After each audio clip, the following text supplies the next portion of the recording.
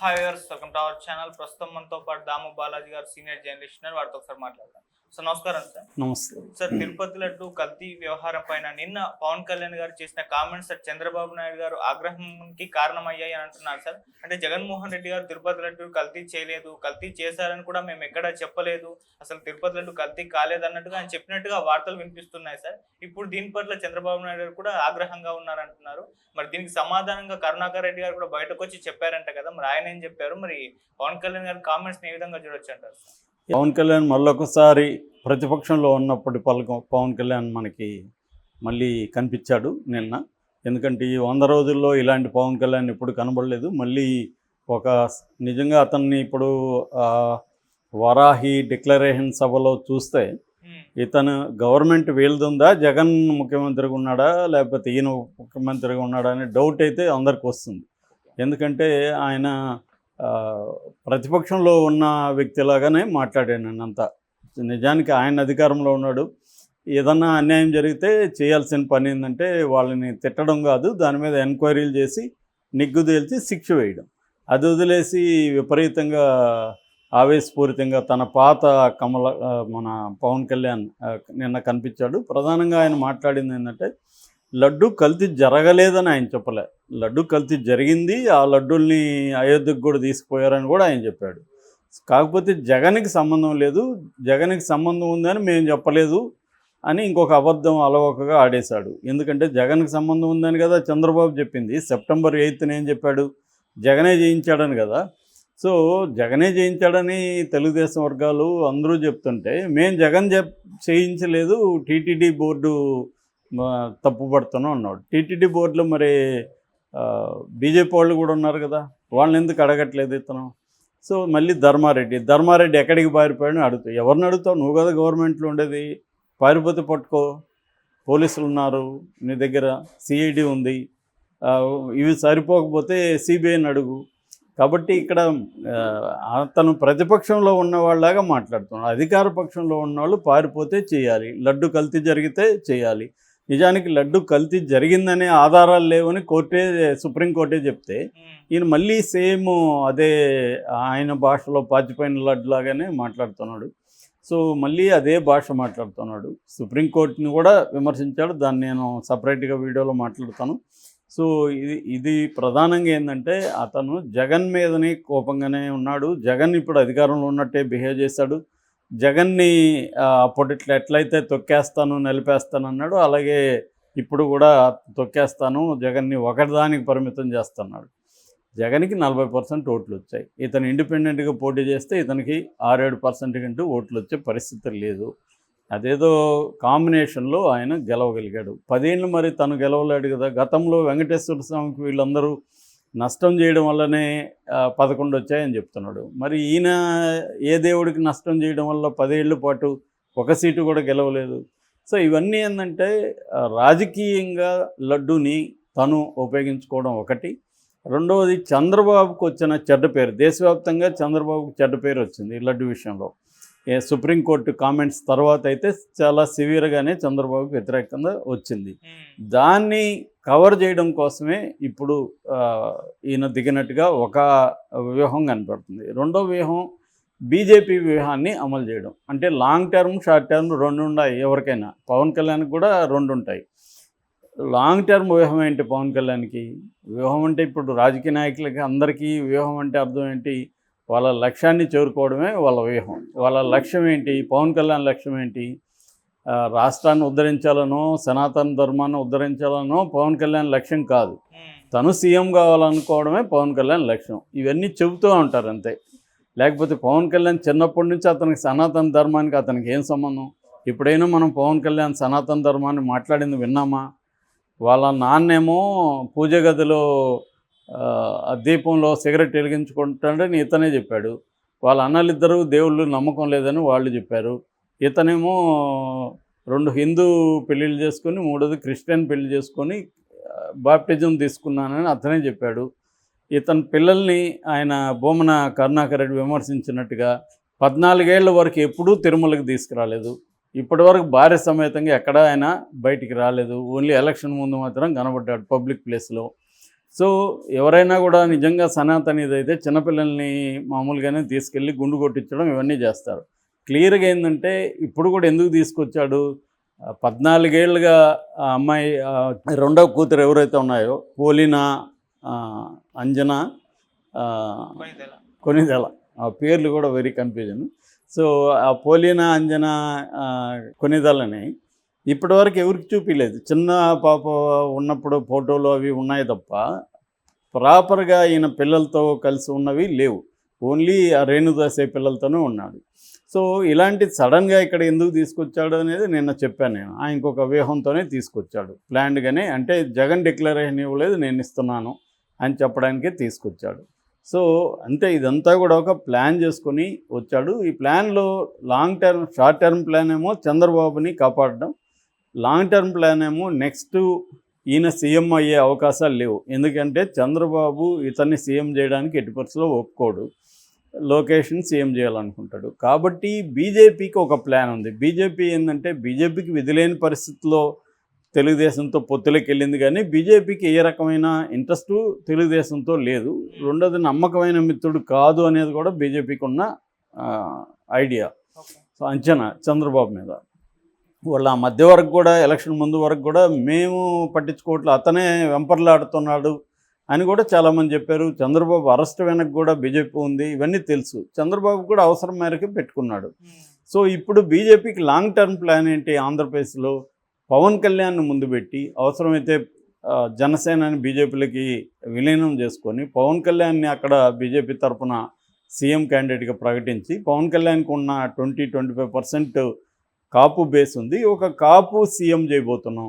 మనకి 83 తర్వాత కమ్మారెడ్డి తప్ప ఇంకొక కులం నుంచి సీఎం లేదు కాబట్టి కాపు సీఎం అనేస్తే కాపులందరూ ఐక్యమయ్యే అవకాశం ఉంది. ఒక 20-25% ఉంటుంది. దాంతోపాటు హిందుత్వాన్ని రెచ్చగొట్టగలిగితే మనకి ఛాన్స్ ఉంది అనేది వాళ్ళకున్న అవగాహన. ఎందుకంటే చంద్రబాబు నెక్స్ట్ వీక్ అయిపోతాడు కాబట్టి లోకేష్ని డీల్ చేయడం పెద్ద కష్టం కాదు. కమ్మ కాపు కాంబినేషన్ని తాము హైజాక్ చేయాలి. ఇప్పుడు ఏంటంటే చంద్రబాబుకు ఉపయోగపడింది కమ్మ కాపు కాంబినేషన్. దీన్ని బీజేపీ చేయడానికి అందుకనే పురంధేశ్వరుని కూడా రంగంలోకి తీసుకొచ్చింది ఆమె. అందుకనే ఎన్టీఆర్ కూతురు, కమ్మ సామాజిక వర్గం ఇవన్నీ.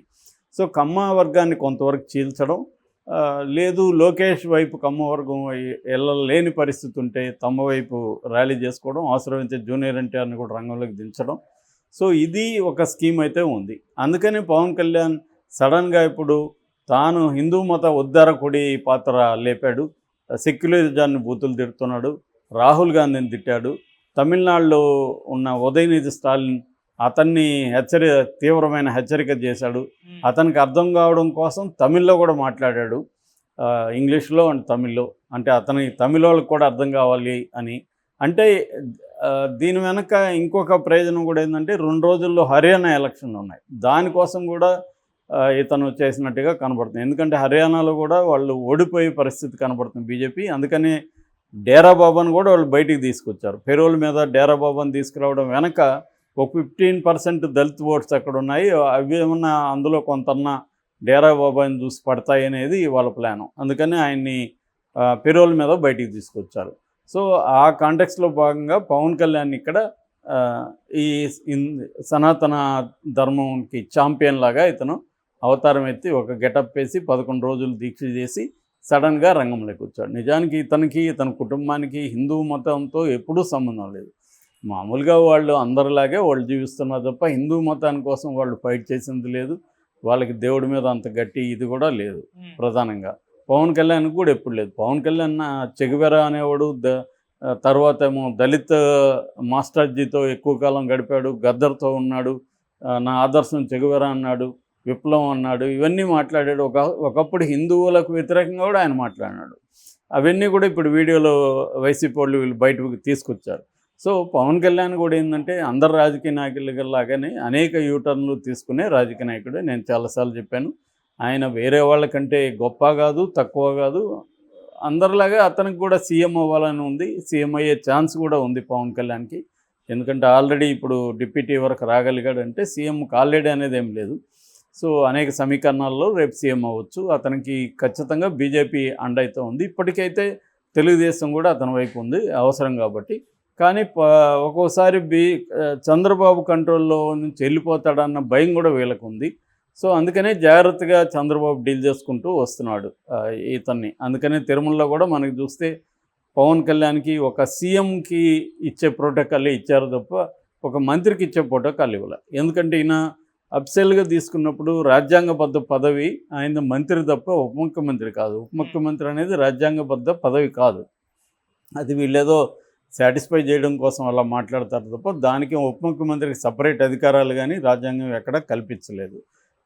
ముఖ్యమంత్రి మంత్రులు అంతే ఉంటుంది. సో వీళ్ళు ఏంటంటే కొన్ని వర్గాల్ని సాటిస్ఫై చేయడం కోసం, కొందరు వ్యక్తుల్ని సాటిస్ఫై చేయడం కోసం ఉప ముఖ్యమంత్రి అనే పదవి ఒకటి క్రియేట్ చేసి ఇస్తున్నారు తప్ప దానికి ఏమీ రాజ్యాంగబద్ధత లేదు.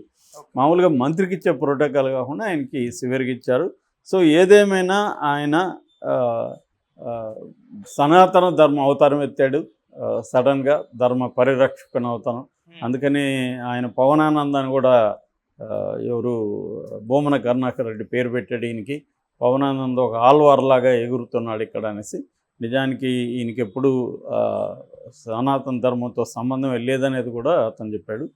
రెండవది మళ్ళీ అదేదో పాడిందే పాడరా పాచిపళ్ళ దాసరి అనే ఒక పాత సామెతలాగా మళ్ళీ 31,000 మంది 4 ఏళ్లలో మిస్ అయ్యారంటాడు. అరే బాయ్, నువ్వు కదా ఇప్పుడు గవర్నమెంట్లో ఉన్నావు, 100 రోజులు అయింది, 31,000 మంది అమ్మాయిలు మిస్ అయితే ఏం చేస్తున్నావు? మరి డీజీపీతో మాట్లాడి దాని కమిషన్ వేసి సిఐడి ఎంక్వైరీ లేదా సిబిఐ ఎంక్వైరీ చేయొచ్చు కదా. సెంట్రల్లో కూడా మీదే కదా గవర్నమెంట్ ఉంది. మరి చేసి జగన్ని తోలుదీయండి. 31,000 మంది ఇదైతే ఇది సీరియస్ అలిగేషన్ కదా. ఇంకా మళ్ళీ అలిగేషనే చేస్తున్నాడు. అందుకే నాకు డౌట్ వచ్చింది, ఇతను ఉప ముఖ్యమంత్రి లేకపోతే ప్రతిపక్ష నాయకుడా అని. నాకే కాదు, ఫేస్బుక్లో మిగతా సోషల్ మీడియాలో అందరూ ఇదే అడుగుతున్నారు, ఏమైంది ఇతనికి ఇంతకుముందు కంటే ఇంకా ఘోరంగా తయారయ్యాడన్న కామెంట్లే మనకి ఎక్కువ కనిపిస్తున్నాయి. మేబీ పవన్ కళ్యాణ్ అభిమానులు మళ్ళీ మన పవన్ కళ్యాణ్ చూసామని యాంటిక్స్ అంటారు, అటువంటి ఒక యాంటిక్స్ ఊగిపోవడం, అరవడం, ఆ యాంటిక్స్ మళ్ళీ కనబడతాయి. అవి చేస్తున్నారంటేనే అర్థం మనకి డౌట్ వస్తుంది ఇతను యాక్ట్ చేస్తున్నాడని.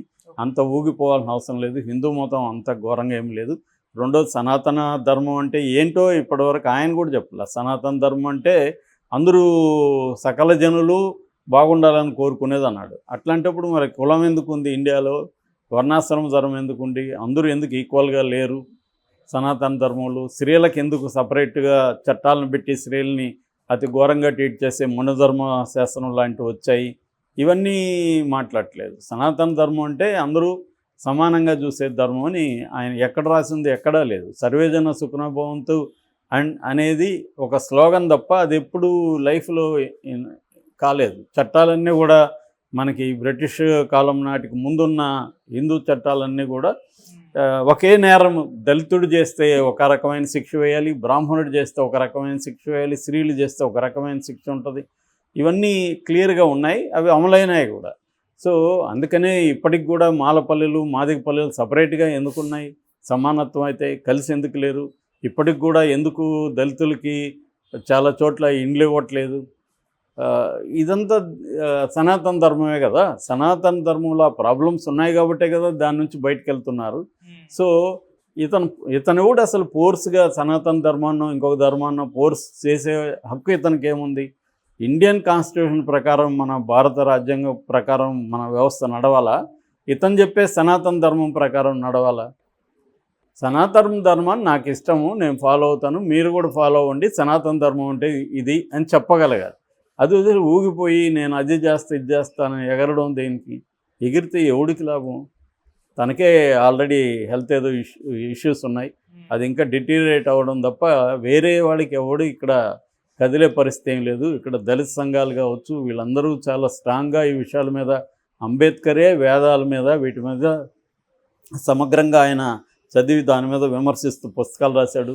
దళిత నాయకులు, దళిత మేధావులు చాలామంది వీటి మీద వర్క్ చేశారు. అట్లాగే మార్క్సిస్టు చరిత్రకారులు కూడా ఈ పురాణాలు కావచ్చు, సనాతన ధర్మం, వీటి మీద అంతా వర్క్ చేశారు. ఇది ఎవరికి మంచి ఎవరికి చెడు అనేది తేల్చేశారు. సనాతన ధర్మం అనేది rejected by majority of the people in India. అది ఎవరో ఇలాంటి వాళ్ళు కొంతమంది పట్టుకొని చేస్తున్నారు. సో దీన్ని ఇప్పుడు పవన్ కళ్యాణ్ ఈ అవతారం ఎత్తడం అనేది ఖచ్చితంగా నాకు తెలిసి ఆయనకే నష్టం అవుతుంది. ఎందుకంటే ఆయన అభిమానులు కూడా దళిత సెక్షన్ వీళ్ళు ఎక్కువే ఉంటారు. ఓన్లీ కాపులే ఉండరు. కాపులందరూ కూడా సనాతన ధర్మాన్ని ఫాలో కావాలని ఎవరు ఇవాళ అనుకోరు. ఎందుకంటే స్త్రీలకి సమానత్వం కావాలనుకుంటారు. ఇదేంటంటే ఒక బ్రహ్మ పదార్థం లాగా సనాతన ధర్మం అని చెప్పి చివరికి రాహుల్ గాంధీని కూడా విమర్శించాల్సిన అవసరం లేదు యాక్చువల్గా. కానీ ఎందుకు చేశాడంటే మళ్ళీ అగైన్ హర్యానా ఎన్నికలను దృష్టిలో పెట్టుకొని రాహుల్ గాంధీ రాముడికి వ్యతిరేకం అనే ఒక కథనాన్ని, రాహుల్ గాంధీ రాముడికి వ్యతిరేకంగా ఎప్పుడు మాట్లాడాడు అంటే హర్యానా ఎన్నికలకు కూడా ఇదేమైనా పనికొస్తుందా అన్న